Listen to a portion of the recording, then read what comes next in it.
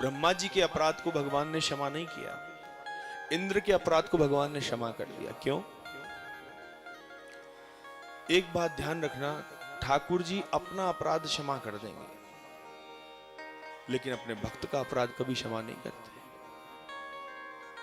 ठाकुर जी के सामने जितने भी अपराध हो, भले ही आप एकादशी को अन्न पालो बोले, ये अपराध छूटेगा कि नहीं छूट जाएगा, उसको भी माफ कर देंगे। कोई भी अपराध हमसे हो जाए छूट जाएगा, लेकिन भक्त अपराध करा हुआ ठाकुर जी बिल्कुल नहीं बख्शते हैं, बिल्कुल साथ नहीं देते। जैसे कि अमरीश जी के साथ हुआ, अमरीश जी के ऊपर जैसे ही कृत्या छोड़ी दुर्वासा जी ने, तो ठाकुर जी ने बिल्कुल ठिकाना नहीं दिया और कह दिया भैया हम तो दूर रहते हैं, ये सुदर्शन इत्यादि सब हमारे भक्तों के वश में, हमारे वश में कुछ नहीं है। आप माफी मांगना चाहते हो तो भक्त से मांगो, हम इसमें कुछ नहीं कर सकते। इसलिए भक्त अपराध बहुत बड़ा अपराध है। कभी कुछ भी बन जाए, लेकिन भक्त अपराध न बने कभी भी। ठाकुर जी भक्तों के लिए तो ये समझ लो स्वयं को भी बेच देते हैं। एक भक्त हुए त्रिलोचन नाम के, और वो भक्त कितने सेवाभावी थे कि जितने भी तीर्थ यात्रा करने के लिए श्रद्धालु आया करते थे उनको भोजन कराया करते थे। दोनों पति पत्नी, नित्य प्रति का काम था, किसी से कुछ लेना देना नहीं होता था, बस उनका था भंडारा चले और जो भी श्रद्धालु तीर्थ यात्रा करने आते हैं सबको प्रसाद मिले। दोनों जने अपने हाथ से सब्जी रोटी बनाते और प्रेम से भोग लगाते ठाकुर जी को और पवाते सबको। सब लोग उनके घर प्रसाद लेते थे। इनकी वृद्धावस्था होती आई धीरे धीरे। अब वृद्धावस्था में थोड़ी इतना काम हो जाता है जितना जवानी में हो सकता है, वृद्धावस्था में हो नहीं पाया। इन्होंने ठाकुर जी से प्रार्थना की कि ठाकुर जी आप कृपा करो हम पर। इनके कोई संतान भी नहीं थी। इन्होंने भगवान से कहा हमको संतान तो मत दो, आप हमको कोई सेवक दे दो, और ऐसा सेवक दे दो प्रभु जो ऐसे सेवा भाव से ही काम कर सके, हमारा जैसा सेवा भाव है उसी सेवा भाव से वो काम कर सके। ठाकुर जी ने इनकी सुन ली और स्वयं ही महाराज छोटा सा बालक का रूप लेके इनके घर आ गए और आकर के इनसे बोले हमको रोटी खाने को मिल जाएगी तुम्हारे घर? बोला हाँ मिल जाएगी, हमारे तो यहाँ सब लोग भंडारा लेते हैं। बोले नहीं हम ऐसे रोटी नहीं खाएंगे, काम करके खाएंगे तुम्हारे यहाँ। तो बोले हमको तो काम करने वाले की आवश्यकता भी है, तो तुम काम कर लोगे, तुम नन्हे से तो दिखते हो, तुम क्या काम करोगे और क्या नाम है तुम्हारा? बोला हमारा नाम है अंतर्यामी। क्या नाम बताया? अंतर्यामी, हमारा नाम है अंतर्यामी। बोला अच्छा तो तुम क्या क्या कर लेते हो? बोले जो आप कहोगे सो सब कर लूंगा। बोले हमारे यहाँ तो भोजन बनाना होता है भाई, रोटी सब्जी सब बनेंगी जो भी है। बोले तो मेरा जन्म जन्म का काम है, खाना खिलाना तो मैं जन्म जन्म से कर रहा हूँ।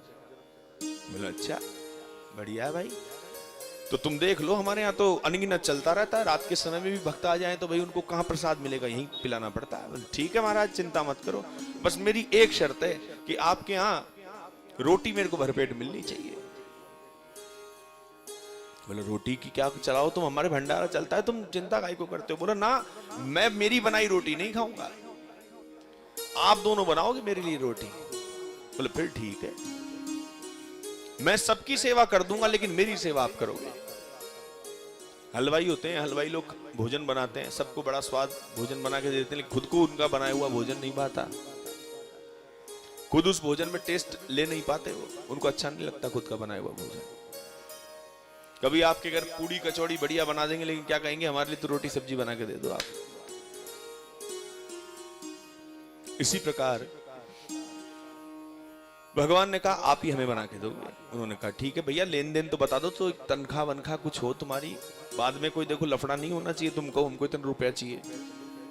भगवान ने कहा हमने एक ही बात कही तुमसे, केवल हमको रोटी चाहिए 2 टाइम बस, तुम जितना काम कराओ खूब कराओ, बस हम एक शर्त है हमारी, रोटी तुम बना के दोगे, लेकिन कभी तुम्हारे मुंह से ये निकल गई बात कि कितनी रोटी खाता है, मेरी रोटी कभी गिन ली तुमने, तो फिर ध्यान रखना तुरंत चला जाऊंगा मैं।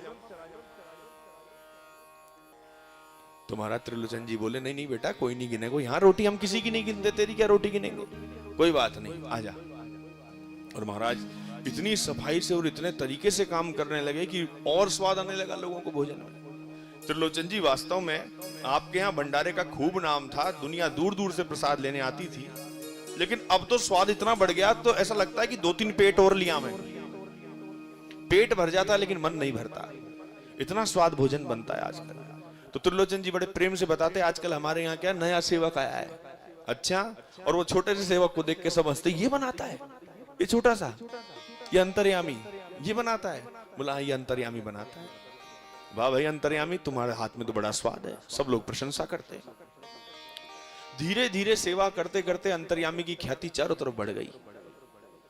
सब लोग जो आते इनके घर पे, तुम्हारा अंतर्यामी कहाँ है, तुम्हारा अंतर्यामी कहाँ है, जो देखे उससे मिलने की कोशिश करता। क्यों, बड़ा तो सुंदर, ठाकुर जी का रूप कुछ छोटा मोटा थोड़ी होगा, बड़े तो सुंदर, एकदम आकर्षित कर लें अपने रूप से।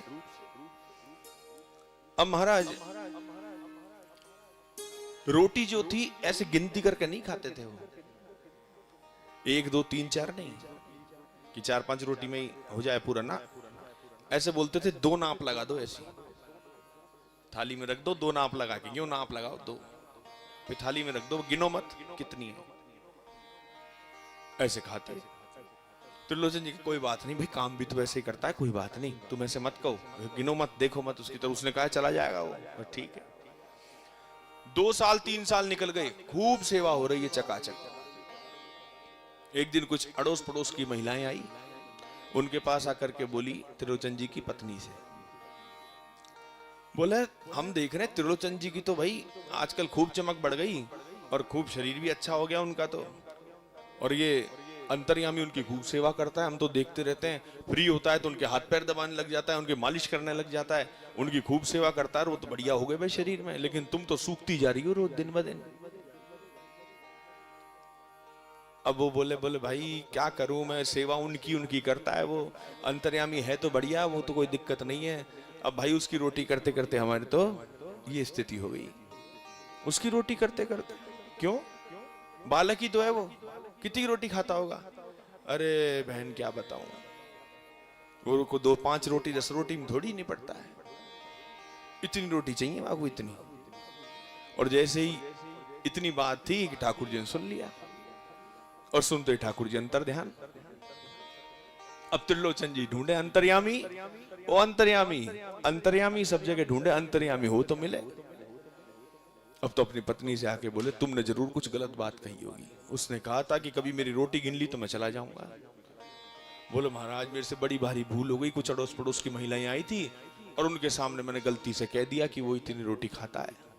बोले तो गलती कर दी तुमने। पुनः ठाकुर जी से याचना करी, माफी मांगी। जब ठाकुर जी को दर्शन देकर के, ठाकुर जी ने दर्शन देकर के कहा, उन्होंने माफी मांगी किस लिए, कि हमने किसी जीव को दुख दे दिया हृदय में, उसकी रोटी के विषय में कह करके वो हमें छोड़ करके चला गया, कितना दुख हुआ होगा हमें, प्रभु माफ कर दो। ठाकुर जी खुद प्रकट होकर के बोले त्रिलोचन जी मैं ही था वो। और सोचो भक्त पर क्या बीते उस समय कि हमने ठाकुर जी से चरण दबाए, ठाकुर जी से मालिश करवाई, ठाकुर जी से झूठे बर्तन उठवाए। तो अपने भक्त के प्रति ठाकुर अपने आप को न्यौछावर कर देते हैं। भक्त के लिए तो मैं बिक जाऊं, गोरा कुम्हार के जाके ठाकुर जी ने बर्तन बनाए, बोले मेरे कोई सेवा करने वाला नहीं है, एक हाथ कट गया उनका। और हाथ कटने के बाद क्या हुआ, ठाकुर जी खुद गए, रुक्मणी जी को ले गए, बोले हमको काम की तलाश है, हमको कोई घर चाहिए, कोई काम दे दे। बोले हाँ हमारे यहाँ मिल जाएगा। क्या काम है, बोले हमारे यहाँ मिट्टी के बर्तन बनाने होते हैं। बोले ठीक है तो तुम बना लोगे। बोला हाँ, कराए कभी काम मिट्टी का। बोले खूब किया है। बोले कुछ बना के दिखाओ। ठाकुर जी ने सुंदर सी मूर्ति बना के दिखा दी। बोले वाह तुम तो बड़े कलाकार हो, हम तो सोच रहे थे मटका वटका बनाते होंगे, तुम तो मूर्ति बना देते हो। बोला हाँ आप जो कहो सो बनाएंगे। ठाकुर जी और रुक्मणी जी के हाथों से बनी हुई मूर्तियां, उनके हाथों से बने हुए बर्तन ऐसे बिकने लगे, गोरा कुमार के घर में खूब लक्ष्मी लक्ष्मी छा गई। ठाकुर जी तो सर्वस्व लुटा देते हैं भक्त के ऊपर। और यहां इंद्र से कह रहे हैं, इंद्र तूने बस अपराध तो किया, लेकिन तेरे अपराध में मुझे हंसी आ गई, बड़ा आनंद आया, क्योंकि तूने सारे ब्रजवासी, सारी गैया सब मेरे चरणों में ला करके बैठा दी, सबको एक जगह कर दिया। और मेरे भक्तों से जो कोई मुझे मिला देता है वो मुझे बहुत प्यारा लगता है। तेरी गलती में भी कहीं ना कहीं मुझे अच्छा ही दिखी। ब्रह्मा जी कहने लगे फिर हमारी गलती थी। बोला और क्या थी तुम्हारी गलती, तुमने हमारे भक्तों को हमसे बिछुड़ा करके और ब्रह्मलोक की यात्रा करवा दी। ब्रह्मलोक से 1 साल का वियोग भगवान का रहा अपने ग्वाल वालों से, इसलिए ब्रह्मा जी का अपराध क्षमा नहीं हुआ। बोलो भक्त वत्सल भगवान की।